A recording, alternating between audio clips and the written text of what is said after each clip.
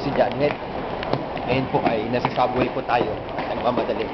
Kasi late na po ako sa aking turuan. Kasama ko po ngayon si Pastor Margot, si Papa Bear, at kilala sa mo.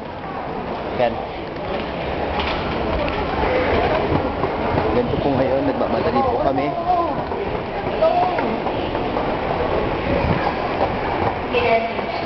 Yan po. Di na po namin nahabulin ang train kasi madami na pong tao. Kaya eto po, maghihintay po kami na naman ang panibago.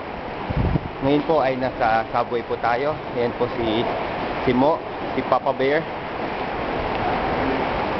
Naglalakad po kami. Yan po. Ang pupuntahan po namin ay sa Junction. Wag tayo papasok. Unless makasingit tayo sa ano. So hindi tayo makasingit. Huli ka.